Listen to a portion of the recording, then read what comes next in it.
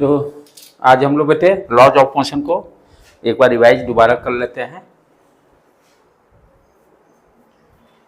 तो मैकेनिक्स में हम लोग को बेसिकली जो फर्स्ट चैप्टर में हम लोग इस मोशन इन स्ट्रेट लाइन में क्या देखे हैं, मैकेनिक्स जो पोर्शन है उसको 2 पार्ट्स में डिवाइड किया गया है, काइनेमैटिक्स एंड डायनेमिक्स। काइनेमैटिक्स में हम लोग क्या देखते हैं, मोशन के पैरामीटर्स को स्टडी करते हैं, जैसे वेलोसिटी हो गया, डिस्टेंस हो गया, displacement, accelerations, equation of motions, v equal to u plus a t, s equal to s, ध्यान देना क्या है, डिस्प्लेसमेंट है। तो इक्वेशन ऑफ मोशंस जो तीनों हो सारे, यानी सिर्फ क्या करते हैं, मोशन के जो जो पैरामीटर्स हैं उसके बारे में डिस्कशन करते हैं काइनेमैटिक्स में। डायनेमिक्स में क्या होता है, जो मोशन आप काइनेमैटिक्स में जो पैरामीटर देखे हैं कि वेलोसिटी चेंज होने से एक्सेलरेशन प्रोड्यूस होता है, तो एक्सेलरेशन क्यों प्रोड्यूस होता है, यहाँ पर हम लोग डायनेमिक्स में पूरा रीजन के बारे में ध्यान देंगे। डायनेमिक्स में रीजन ढूंढते हैं क्यों होगा मोशन, यदि कोई रेस्ट में ऑब्जेक्ट है तो मोशन में क्यों आ गया, कैसे आ गया, यदि कोई मोशन ऑब्जेक्ट में है, कोई ऑब्जेक्ट मोशन में है तो उसको रेस्ट में कैसे लाएंगे, रीजन ढूंढते हैं, व्हाट इज वाई। तो वो सारे वाई जब ढूंढेंगे तो वो क्या, कौन सा पार्ट आ जाएगा मैकेनिक्स का, डायनेमिक्स। तो इसीलिए मैकेनिक्स को टोटल को ओवरऑल, काइनेमैटिक्स हम लोग कंप्लीट कर लिए हैं, डायनेमिक्स पर हम लोग फोकस करेंगे आगे। अब सबसे मजेदार क्या है, ये बेसिक कॉन्सेप्ट है जो रिसर्च हुआ है उसके बारे में बताया गया है। सबसे पहले जो मोशन के बारे में जो स्टडी जो बताया एरिस्टोटल, ये बीसी में 320 बीसी, बहुत पहले की बात है। ये सबसे ये फर्स्ट साइंटिस्ट है जो कि मोशन के बारे में कोई डिस्कस करते हैं। ये क्या बताते हैं, नेचर में जितना ऑब्जेक्ट है, all objects have a natural place in the universe. सब ऑब्जेक्ट जो है अपने नेचर में जहाँ पे रहना है वहाँ पे हैं, और सारे के सारे क्या है, रेस्ट में है, सारे के सारे क्या है, रेस्ट में है। ये बहुत पहले बीसी में, यू अंडरस्टैंड कितना पुराने बातें होंगे। उसके बाद नेक्स्ट साइंटिस्ट जो है जो कि मोशन के बारे में डिस्कस किए, सारे एनसीईआरटी में दिया हुआ, गैलीलियो। गैलीलियो के अकॉर्डिंग क्या था कि वो क्या कहते हैं कि यदि कोई फोर्स नहीं लगेगा तो ऑब्जेक्ट मोशन ही करते रह जाएगा। जैसे एनसीईआरटी बुक में 9th में आप देखोगे कि बॉल को इंक्लाइन प्लेन पर बॉल को छोड़ते हैं और फिर वो कम हाइट तक जाता है, जैसे जैसे यानी जितने हाइट से ड्रॉप करेंगे उतने ही हाइट तक, और उसको हम लोग थीटा एंगल को नीचे लेके आते हैं प्लेन में। तो वहां पर हम क्या देखते हैं कि ऑब्जेक्ट विदाउट, यदि कोई फोर्स अप्लाई नहीं किया जाएगा तो इनके अकॉर्डिंग क्या है, वो ऑब्जेक्ट हमेशा मोशन ही करते रह जाएगा। ये बताए गैलीलियो साहब। गैलीलियो के बाद फिर आ गए अपने आइंस्टीन साहब। ये जो डायग्राम में दोनों साइंटिस्ट का नाम दिया गया है। अब ये आइंस्टीन साहब क्या कहते हैं कि भाई किसी भी ऑब्जेक्ट को मोशन करने के लिए फोर्स की जरूरत है। क्या जरूरत है, फोर्स की जरूरत है। विदाउट फोर्स कोई भी ऑब्जेक्ट का हम स्टेट चेंज नहीं कर सकते हैं। किसी भी ऑब्जेक्ट का जो है स्टेट चेंज करना है तो हमें फोर्स, एक्सटर्नल फोर्स चाहिए। लास्ट डायग्राम जो है, जो कि हम लेटेस्ट हम लोग को पढ़ना है, न्यूटन साहब, ठीक है। Principia of mathematics means, Principia means क्या है, लैटिन वर्ड है जिसका मतलब होता है मैथमेटिक्स जो है, लॉ ऑफ मोशन का न्यूटन साहब ने ही दिया है। जो भी हम लोग मैथमेटिक्स पढ़ेंगे लॉज ऑफ मोशन का, वो न्यूटन ने दिया है।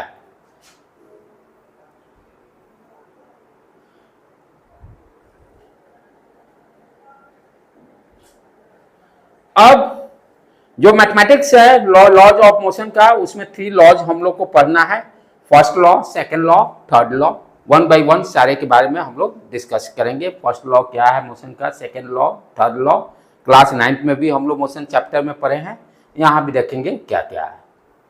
फर्स्ट लॉ को अंडरस्टैंड करने से पहले, inertia, this term is very very important for all student. यहाँ पर हर बच्चे को कंफ्यूजन रहती है कि what is the inertia. Inertia generally मैं वर्ड यूज करता हूँ किसी का जिद। यदि मुझे आइसक्रीम खाना है तो मैं आइसक्रीम खाऊंगा, दैट इज माई जिद। उसी को हम लोग इनर्शिया बोलते हैं। जिद, मैं यदि मुझे सोना है तो सोने की इच्छा है, मेरी जिद है। लेकिन यदि मुझे यदि जिद सोने का, सोने से उठना होगा तो हमें क्या करना पड़ेगा, मम्मी डांट लगाएगी या पापा डांट लगाएंगे, तो उसी को इनर्शिया कहते हैं। यहाँ पर इनर्शिया में बेसिकली क्या ध्यान दिया गया है, inertia the resistance of the particles to change its state of rest और इनफॉर्म मोशन। इनर्शिया क्या करता है, जो ऑब्जेक्ट रेस्ट में है उसको रेसिस्ट करेगा, वो चाहता है हम रेस्ट में ही रहें। यदि कोई ऑब्जेक्ट मोशन में है तो वो क्या चाहेगा, मोशन में ही रहे। The resistance of the particles, यानी रेसिस्ट करना, रोकना उसको। टू चेंज द स्टेट, यानी दो ही स्टेट होते हैं, आइदर रेस्ट और मोशन। तो जो यानी इनर्शिया क्या करता है, रेसिस्ट करता है।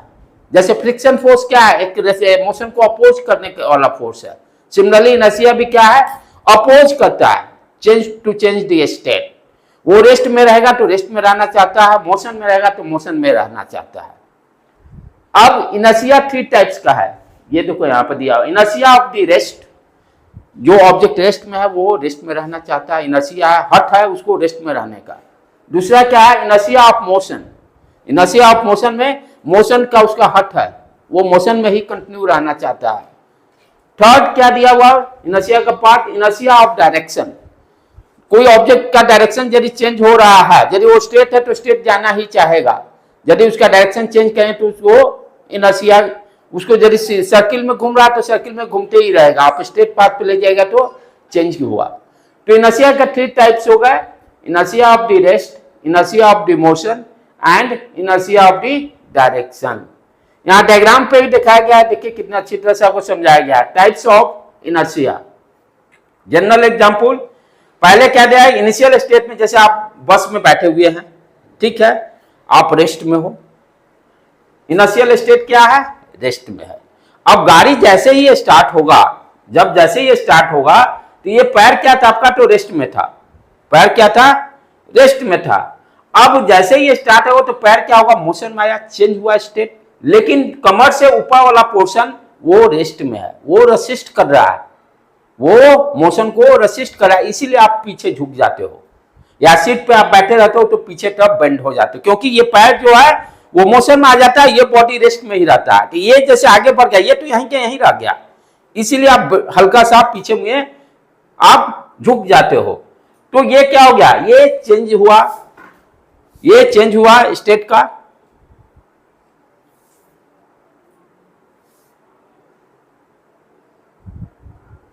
बस चल रहा है, राइट। आप जैसे ये देखिए डायग्राम में शो किया हुआ, आप खड़ा हो।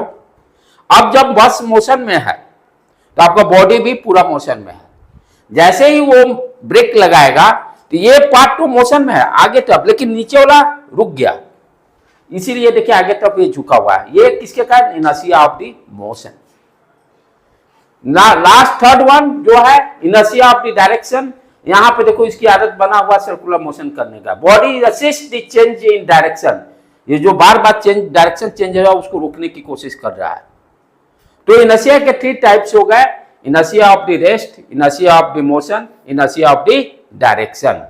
ठीक है बेटे, क्लियर है। ये तीनों diagram that is very very important to clear your concept.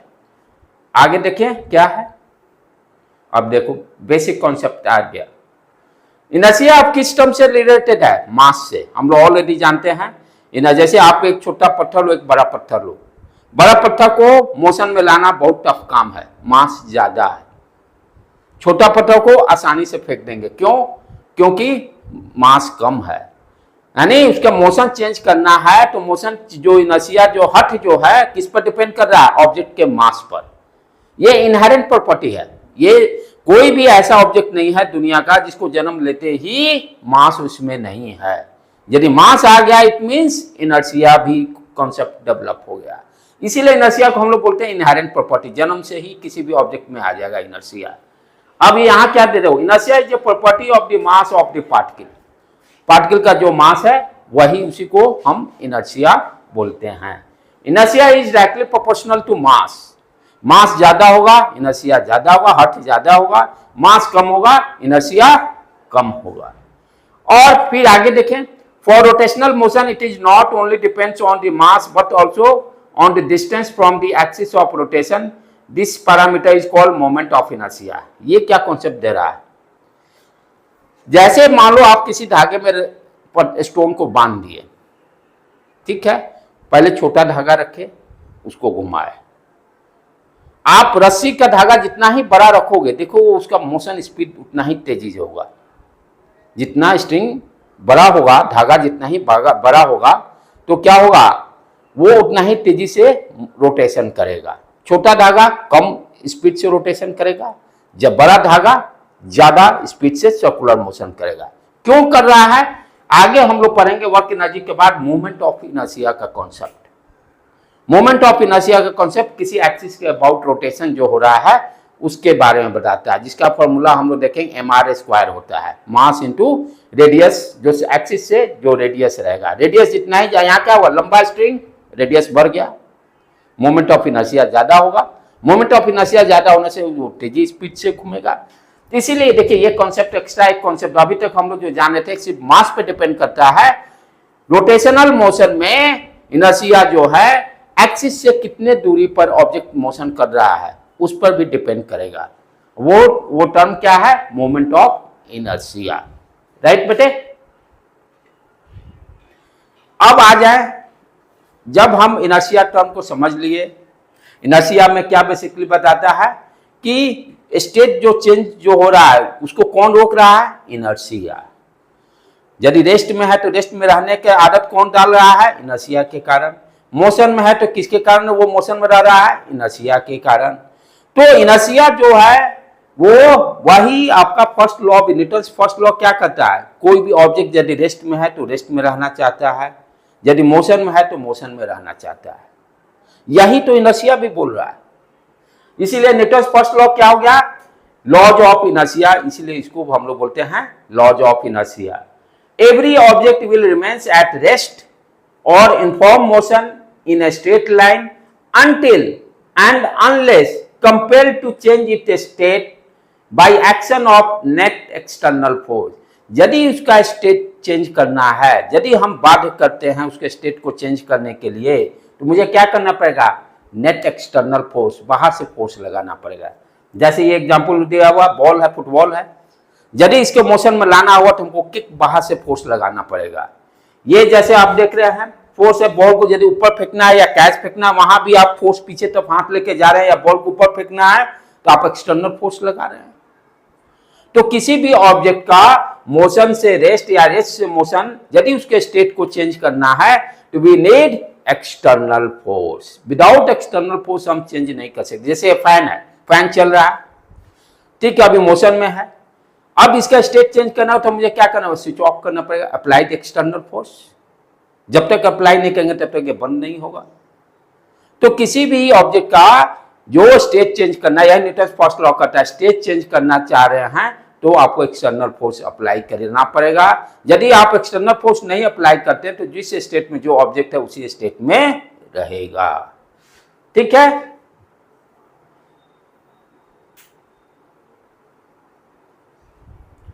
अब व्हाट इज दी फोर्स, क्योंकि यहां पर एक्सटर्नल फोर्स की बात आ गई है तो फोर्स के भी कॉन्सेप्ट को अंडरस्टैंड करना पड़ेगा। न्यूटन सेकंड लॉ बेसिकली क्या बताता है आपका, what is the value of the force, उसका मैग्नीट्यूड क्या होगा, force is equal to mass into acceleration, जो हम लोग पढ़ते हैं वो न्यूटन सेकंड लॉ से ही हम लोग डिराइव करते हैं।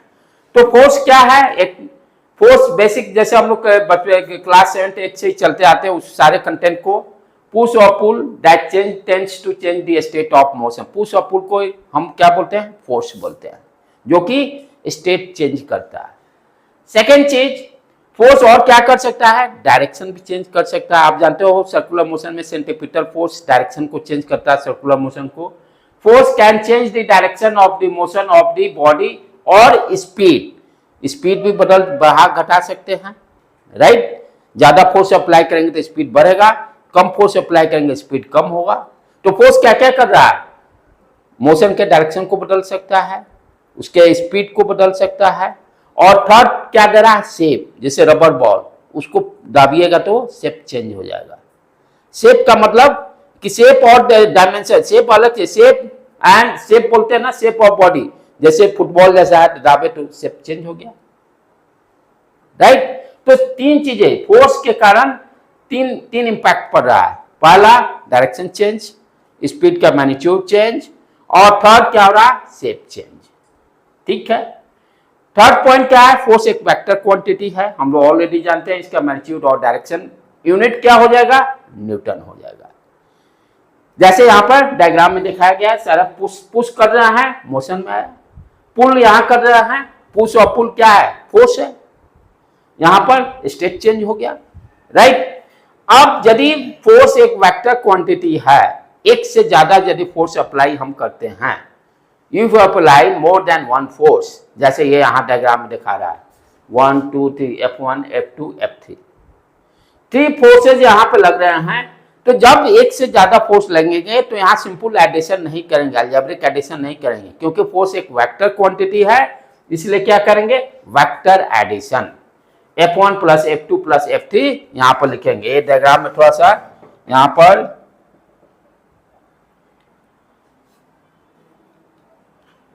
ये जो लिख रहा है ना, ऊपर और आने दो।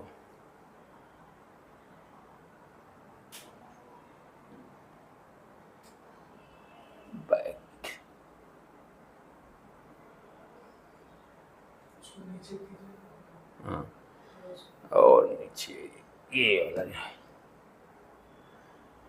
हाँ, ठीक है। हाँ ये मैं करना चाहता हूँ। अब ये हिलेगा ही नहीं। अब क्या है यहाँ पर, ये ध्यान से देखो, ये थोड़ा सा यहाँ पर ये change, more than one forces है, तो what you can write, force क्या है, एक वेक्टर क्वांटिटी है, net force equal to F1 vector sum, F2 vector sum, F3 vector sum, ये जो दिया हुआ, ठीक है ना। तो मोर देन वन फोर्सेज जब होंगे तो हम क्या करेंगे, वेक्टर का सिंपल अलजेब्रिक सम नहीं करके वेक्टर एडिशन करेंगे। राइट बेटे, इसी चीज को यहां पर दिखाया गया है।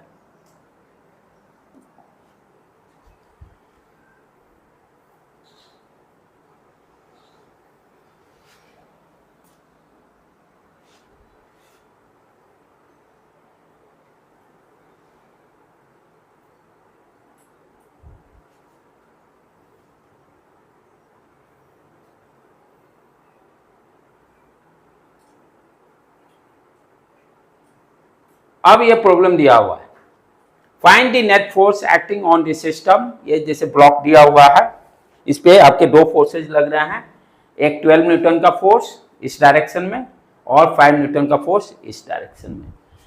Find the net force acting on the system, net force हमें निकालना है। Acting on the system if the body was at rest before the application of the force, what will be the state because of the net force acting on it. फटाफट इसको कर दो बेटे, फिर मैं ये डायरेक्ट वैल्यू भी बताना है, इसमें ऑप्शंस नहीं है। क्या क्वेश्चन समझ में आ गया? हाँ, अब जैसे ये ब्लॉक है ना, इस पर ये 12 न्यूटन फोर्स लगा और 5 न्यूटन अपवर्ड डायरेक्शन में। What is the value of the net force and it's directions. जैसे यहाँ डायग्राम पे देखो, ये 12 न्यूटन, ये 5 न्यूटन, फैक्टर एडिशन करना है हम लोग को, राइट। तो अब क्या होगा, नेट फोर्स का ये हो गया आपका। अब ऑलरेडी हम क्या जानते हैं, एफ ए सी, जैसे फोर्स है ना, F A C equal to force A B plus force B C. अब ये दोनों वेक्टर के फॉर्म में है। ये क्या दे रहा है, ये दोनों वेक्टर एडिशन में हम लोग पढ़े हैं, ये दोनों वेक्टर क्या है, ये रिजल्टेंट फोर्स है। तो इस तरह से लिख सकते हैं, resultant force is equal to F A B plus F B C. और आई के फॉर्म में लिखेंगे तब क्या लिख देंगे, 12 एफ फोर्स ए बी क्या है 12I और फोर्स बी सी क्या है 12J। नेट मैग्नीट्यूड निकालना हो तो क्या करते हैं, square root of the square root A, देखो A C square equal to A B square plus B C square. Value दोनों को रख दिए, 12 न्यूटन प्लस 5, मैग्नीट्यूड आ गया 13 न्यूटन। डायरेक्शन क्या होगा, ये डायरेक्शन एरो मार्क जो दिखा रहा है, right, this is your direction. ये भी निकाल सकते हैं tan इनवर्स करके, व्हाट इज द वैल्यू 5/12 करके हम लोग निकाल लेंगे डायरेक्शन भी।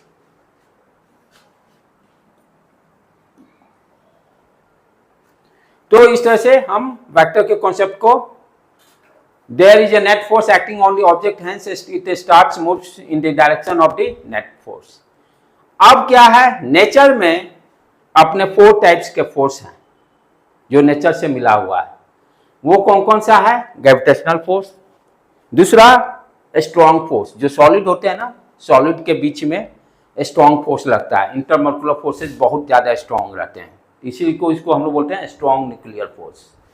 फिर उसके बाद इलेक्ट्रोमैग्नेटिक फोर्स, और third fourth one nuclear weak nuclear force, जो इंटरमोलिकुलर फोर्स जहां पे कम रहेंगे, जैसे यहाँ पे देखो इलेक्ट्रॉन इलेक्ट्रॉन के बीच में बता रहा है।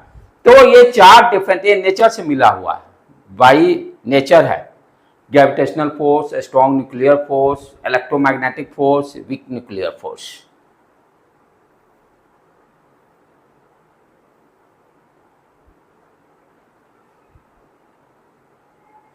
अब ऑलरेडी हम पहले से ही जान रहे हैं फोर्स के टू टाइप्स होते हैं, कॉन्टैक्ट फोर्स और non contact force. Non contact force में सारे आ जाते हैं, ग्रेविटेशनल फोर्स, इलेक्ट्रोस्टैटिक फोर्स जो 12th में पढ़ेंगे हम लोग, मैग्नेटिक फोर्स, ये सारे क्या हैं, नॉन कॉन्टैक्ट फोर्स। बिना टच के, बिना कॉन्टैक्ट के ही दोनों ये फोर्स डेवलप होते हैं। दो ऑब्जेक्ट हैं, दोनों ऑब्जेक्ट में ग्रेविटेशनल फोर्स मास के कारण डेवलप हुआ।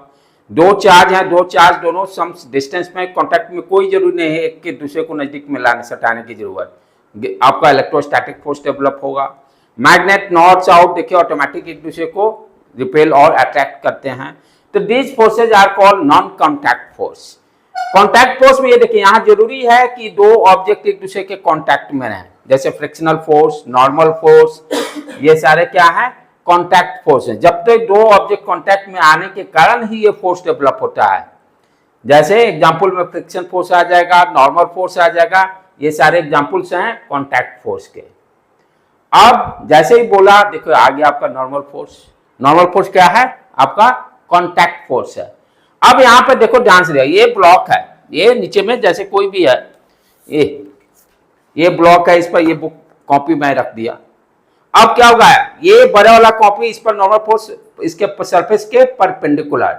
ध्यान देना, नॉर्मल फोर्स हमेशा क्या होता है, सरफेस के परपेंडिकुलर लगता है, और ये कॉपी इस पर फोर्स लगा रहा है नॉर्मल, और ये भी इस पर लगाएगा नीचे। तो ये यहाँ पर दोनों को कांटेक्ट के कारण क्या हो गया, नॉर्मल फोर्स डेवलप हुआ, जो डायग्राम में भी यहाँ दिखा रहा है। ये टेबल के ऊपर ब्लॉक रखा गया है, ब्लॉक, अब ये सरफेस ये है, इस तरह से नॉर्मल फोर्स इसके परपेंडिकुलर डायरेक्शन में, अपवर्ड डायरेक्शन में लग रहा है। अब यहाँ पर ध्यान से देखो बेटे, यहाँ भी दो कॉन्टैक्ट, एक और दूसरा मैं बताया था, friction force is also contact force. Surface जब कॉन्टैक्ट में रहता है तो रफ सरफेस से कारण फ्रिक्शनल फोर्स है। यहाँ पे दो टाइप के, टू टाइप्स कॉन्टैक्ट फोर्स हैं, एक फ्रिक्शनल फोर्स, दूसरा नॉर्मल फोर्स। तो दो, एक से ज्यादा फोर्स हो गए, वेक्टर एडिशन करेंगे तो रिजल्टेंट इसका इस डायरेक्शन में, नेट फोर्स जो होगा आपका कॉन्टैक्ट फोर्स का डायरेक्शन ये है, एरो मार्क जो किया हुआ है। तो मोर देन वन फोर्स आने के बाद हम क्या करते हैं, आपको वेक्टर एडिशन से नेट फोर्स कैलकुलेट करते हैं। यहां पर आप ध्यान से देखिए, बंदा रस्सी से खींच रहा है, मोशन इस डायरेक्शन, एक्सटर्नल फोर्स लगा है, यहां पर फ्रिक्शन फोर्स कॉन्टैक्ट फोर्स लगा है, ये दोनों पैरेलल है। तो हम क्या देख रहे हैं, normal force, friction force is a example of the contact force. Contact force का एग्जांपल है, और डायग्राम से भी ये क्लियर हो रहा है कि फोर्स किस डायरेक्शन में लग रहा है। अब जैसे यहां पर ये देखिए, बहुत अच्छा एग्जांपल्स दिया है। यहां पे आपको नॉर्मल फोर्स ड्रॉ करना है। नॉर्मल फोर्स ड्रॉ करना है तो ध्यान क्या देना है, जहां पर कांटेक्ट होगा उस कांटेक्ट सरफेस के परपेंडिकुलर नॉर्मल फोर्स होगा। जैसे इस डायग्राम में करता है ड्रॉ द नॉर्मल फोर्स, क्या होगा, ये डायरेक्शन। अब यहां पर देखिए, ये सरफेस इस तरह से है, ये इसके कारण ये नॉर्मल फोर्स का डायरेक्शन, और इसके कारण ये नॉर्मल फोर्स का डायरेक्शन। यहां पर देखिए ये कांटेक्ट में है, ये नॉर्मल फोर्स का डायरेक्शन, और रेड वाला बॉल इस पर नॉर्मल इस डायरेक्शन में लगाएगा। देखिए डायग्राम में भी दिखा रहा है आपको, नॉर्मल फोर्स सरफेस के परपेंडिकुलर, ये सरफेस इसके परपेंडिकुलर नॉर्मल फोर्स, ये सरफेस इसके परपेंडिकुलर नॉर्मल फोर्स। यहां पर ध्यान से देखो बेटे, ये दोनों कांटेक्ट में है एक दूसरे, ये इस डायरेक्शन में, इस डायरेक्शन में आपके कांटेक्ट फोर्स लग रहे हैं। तो इस तरह के डायग्राम को ड्रॉ करने से आगे के प्रॉब्लम को सॉल्व करने में हमें आसानी रहेगी। अब दूसरा जो कि 10th में नहीं था, टेंशन। टेंशन बेसिकली कहां पे एग्जिस्ट करता है, जहां रस्सी होगा, धागा होगा, धागा जहां होगा, लगा हुआ होगा, तो वहां पर टेंशन डेवलप होगा। जैसे यहां पर क्या किया, एक बिल्डिंग में कील ठोक दिया, रस्सी बांध दिया, और ये पर्सन इसको खींच रहा है, टेंशन। अब क्या होगा, इस थ्रेड में टेंशन डेवलप होगा। अब हम ऑलरेडी जानते हैं टेंशन क्या होता है, जिस पॉइंट पे भी फाइंड आउट करना है वहां से दूर छाता को खोल लेंगे। जैसे यहाँ पर टेंशन निकालना, छाता यहाँ पर खड़ा होकर छाता खोल लीजिए, ये डायरेक्शन टेंशन का। यहाँ पर टेंशन निकालना, छाता खोल लीजिए, वो डायरेक्शन टेंशन का। तो टेंशन का डायरेक्शन फाइंड आउट करना, हमेशा आपसे दूर जाएगा, डायरेक्शन क्या होगा, अभी रहेगा। जैसे ये देखिए यहाँ पर दिया हुआ the resistance of the string or rope against any changing its original composition is called tensile force or tension। अब रस्सी में है कुछ भी ये चेंजेस, इसको रस्सी ये रेसिस्ट कौन करता है? जैसे रस्सी आप खींच रहे हैं तो उसको रोकने वाला कौन है? आप जो एक्सटर्नल फोर्स, उसका टेंशन, इंटरनल टेंशन फोर्स। जैसे रबर होता है, आप खींचते हो तो इलास्टिक फोर्स अंदर में डेवलप होता है, उसको खींचने से वो रोकता है। उसी तरह से ये यदि रस्सी को जब हम खींचते हैं तो रस्सी के अंदर में क्या हुआ, इसको चेंज होने से कौन रोकेगा? इसका टेंशन। और इस रस्सी में देखें तो ये टेंशन क्या है? इंटरनल है। Tension always act away from the tied in, जिस इन पर भी निकालना होगा उससे टेंशन हमेशा दूर जाएगा, यही ध्यान देना है। टेंशन ऑलवेज जिस पॉइंट पे डायरेक्शन को फाइंड आउट करना है वहां पर आप खड़ा होकर छाता खोल लीजिए, वो डायरेक्शन क्या देगा? टेंशन का डायरेक्शन देगा। Tension is always pulling in nature, tension हमेशा खींचता है हम लोग को।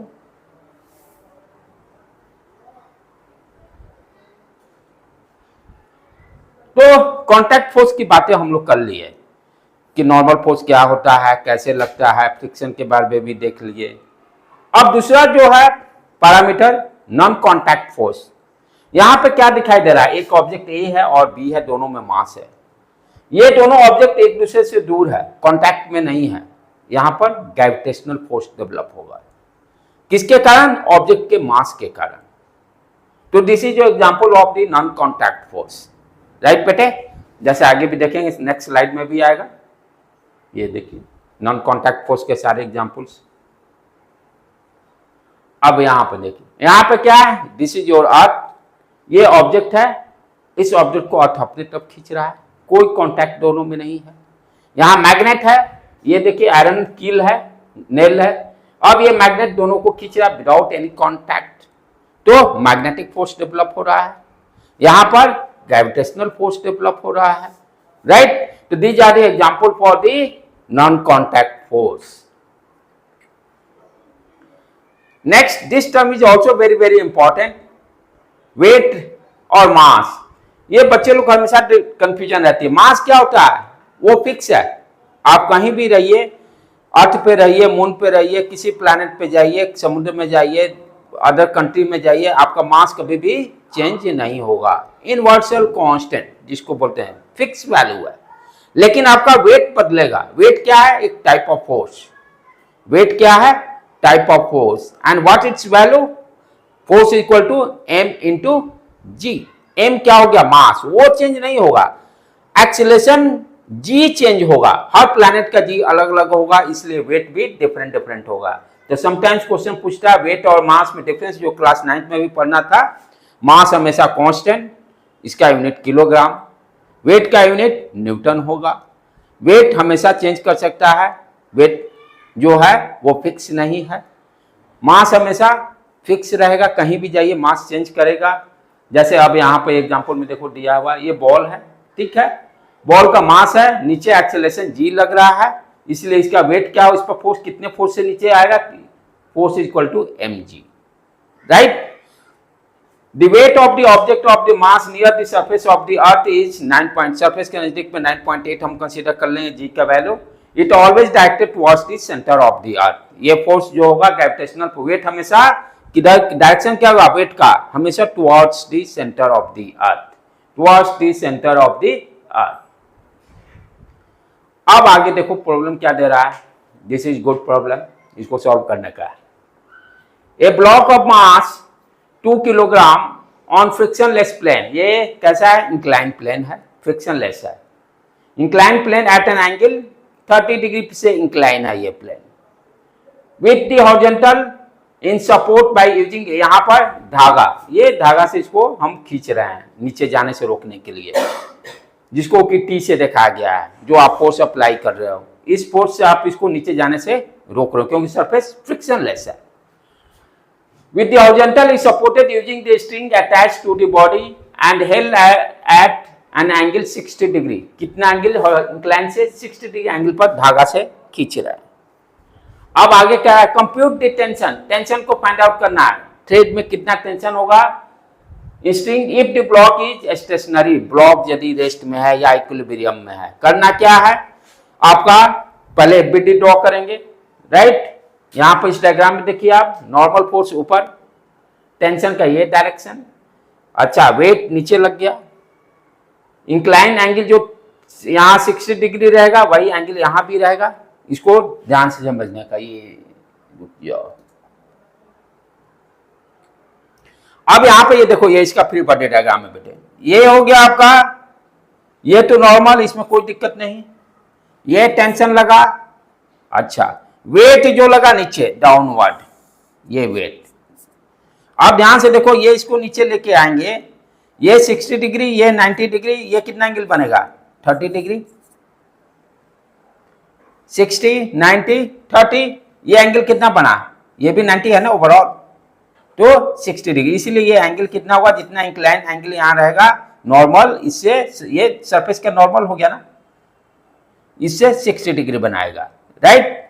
अब क्या करेंगे? इस वेट का दो कंपोनेंट, ये W cos theta, W sin theta, incline plane के लिए, ये इस तरह से हो रहा है। ये देखो, ये वेट हो गया, ये आपका इंक्लाइन प्लेन है, 60 डिग्री एंगल बना रहा है। ये हो गया नॉर्मल। अब नॉर्मल कितना? ये W वेट, ये 60 डिग्री एंगल बनाया। कंपोनेंट, क्योंकि यहां पर हमको इंक्लाइन प्लेन और इंक्लाइन प्लेन के परपेंडिकुलर डायरेक्शन में फोर्सेस को फाइंड आउट करना है। तो वेट का कंपोनेंट इस डायरेक्शन में कितना आ गया? W cos थीटा 60 डिग्री, और इस डायरेक्शन में W sin 60 डिग्री। क्लियर? और ऊपर में क्या लग रहा है? Normal force. Normal force balance करेंगे W cos 60 से, नॉर्मल फोर्स को W 60 से। अच्छा, दूसरा आप क्या है? एक टेंशन, ये टेंशन, ये लग रहा है ना टेंशन, राइट। इसका एंगल कितना है? 60 डिग्री, एंगल 60 डिग्री।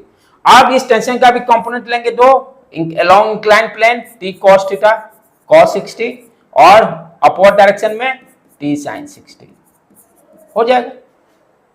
अब दोनों को इक्वेट करेंगे, T cos theta equal to W sin 60, इस डायरेक्शन में क्या लगा? Normal plus T sin 60 equal to W cos theta.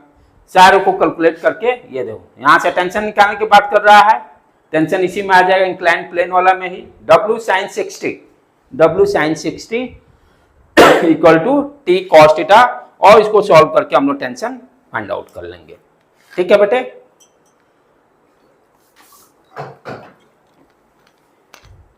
और टेंशन का वैल्यू जो आएगा 20√3, घर पे भी जाके इस बार इसको प्रैक्टिस कर लेना होगा।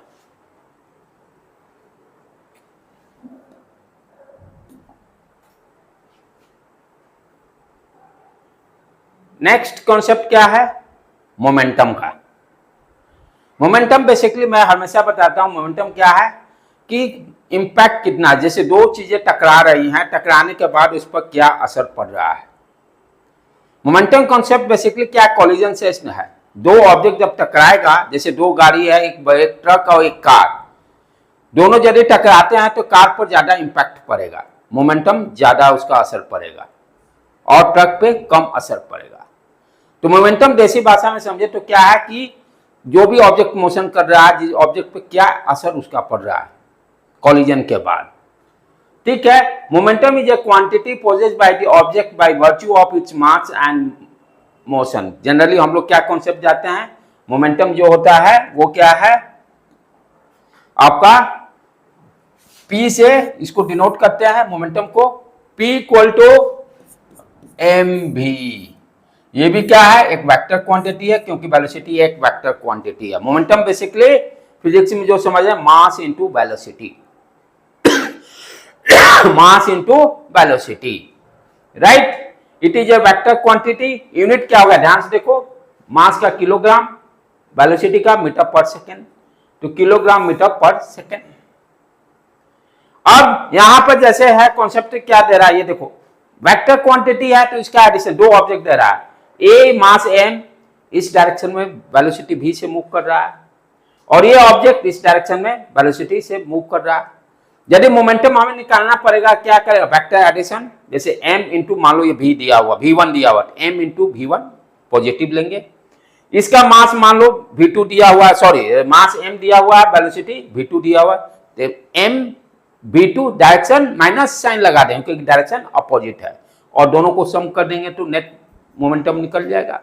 अब इसके लिए ये जो दोनों डायग्राम दिया हुआ है, तो इस ब्लॉक के कारण मोमेंटम कितना हो गया, p1 equal to m v1, यदि v1 वेलोसिटी से ये मूव कर रहा है, ठीक है ना, मास इंटू वेलोसिटी, और ये मान लीजिए आप v2 वेलोसिटी से मूव कर रहा है तो इसका मोमेंटम कितना हो गया, p2 equal to m v2, p2 equal to m v2, लेकिन यहां पर माइनस साइन लगाएंगे क्योंकि अपोजिट डायरेक्शन है v2 का, और नेट मोमेंटम क्या होगा, p equal to p1 plus p2, दोनों को सम कर देंगे तो नेट मोमेंटम मेरा निकल जाएगा। ठीक है बेटे,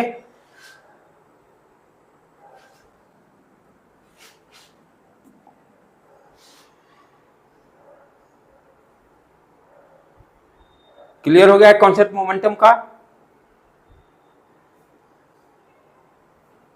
अब ये देखो क्या दे रहा है problem, two bodies of having mass 6 kilogram and 9 kilogram are said to have equal momentum, दोनों का मोमेंटम सेम दिया हुआ है, वाइल इन द मोशन, दोनों मोशन में है, दोनों मोशन में है, दोनों का मोमेंटम सेम है, find out the ratio of their velocity, ये ऑप्शंस भी दिया हुआ 2/3, 1/3, 1/2, 3/2, इसको चलो फाइंड आउट कर देते, 2 मिनट टाइम दे रहा हूं।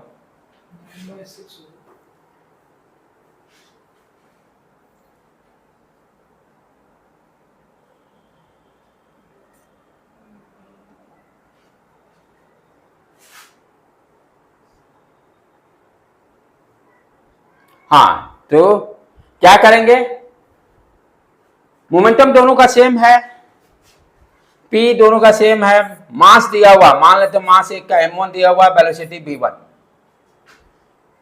और दूसरे का मोमेंटम m2 v2, दोनों को डिवाइड कर दो, p उड़ गया, इधर 1 आ जाएगा, इधर मास दिया हुआ, मास का वैल्यू रखेंगे, m1 का मास जैसे 6 किलोग्राम दिया हुआ है, m2 की जगह पर 9 रखेंगे, v1 v2 का रेशियो निकल जाएगा, कितना आ जाएगा बेटे, 9/6 यानी 3/2, 3/2।